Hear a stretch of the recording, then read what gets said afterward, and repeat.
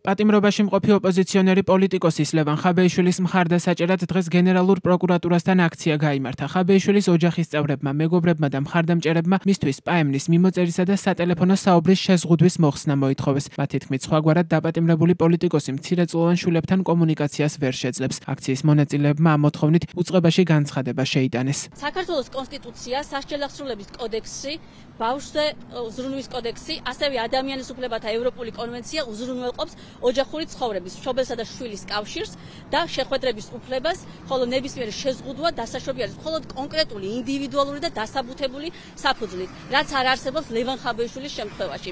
გაუგებარია ბავშვებთან კომუნიკაციის ან შეხვედრის აკრძალვა, რას ეფუძნება ან და რას ისახავს მიზნად.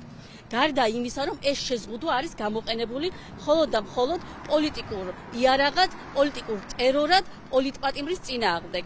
მოვითხოვთ, რომ უზრუნველყოფილი იქნეს ლევან ხაბეიშვილის არასრულწლოვან შვილებთან კომუნიკაცია, მათ შორის სატელეფონო ზარები, ვიდეო კომუნიკაცია, წერილობითი მიმოწერა და ჩაინიშნოს და განხორციელდეს ყველა ის მოკლე და გრძელვადიანი პაემანი, რითაც სხვა პატიმრები ზოგადად სარგებლობენ. გენერალურ პროკურატურასთან გამართულ აქციაზე იმყოფებოდა ლევან ხაბეიშვილის დედა მარიამ კოტრიკაძე. ის შვილთან შეხვედრას ითხოვს და ამბობს, რომ პოლიტპატიმარია ყველა, ვინც ქართულმა ოცნებამ 4 ოქტომბრის აქციის საქმეზე დააკავა. ეს ბრალიც რომ საერთოდ უსაფუძვლა, როგორ შეიძლება ადამიანმა დაამხოს ხელისუფლება ცარიელი ხელებით და მარტო მოწოდებით.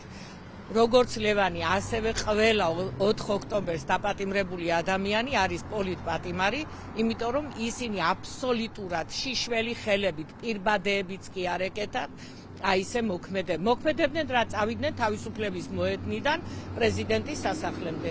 ყველა არის ნამდვილად პოლიტიკური პატიმარი, პოლიტპატიმრებს, ყველა პატიმარს, სინდისის პატიმრებს უსურვებ მხნეობას და მალე თავისუფლებაზე ყოფნას. სახელმწიფო უსაფრთხოების სამსახურმა პატიმრობაში მყოფ ლევან ხაბეიშვილს 15 სექტემბერს 2 თვით პაემნის მიმოწერისა და სატელეფონო საუბრის უფლება შეუზღუდა. 14 ნოემბერს ხაბეიშვილის ადვოკატმა ლაშა ტყეშელაძემ განაცხადა, რომ პოლიტიკოს დაწესებული შეზღუდვები კიდევ 2 თვით გაუხანგრძლივეს. ნაციონალური მოძრაობის პოლიცსაბჭოს თავმჯდომარე სუსმა 11 სექტემბერს ტელეკომპანია ფორმულას ეზოში დააკავა. მას უკანონო ქმედების ჩასადენად მოხელისთვის ქრთამის დაპირებას და სახელმწიფო ხელისუფლების დამხობისაკენ მოწოდებას ედავებიან. ბრალის დამტკიცების შემთხვევაში ლევან ხაბეიშვილს 7 წლამდე თავისუფლების აღკვეთა ემუქრება.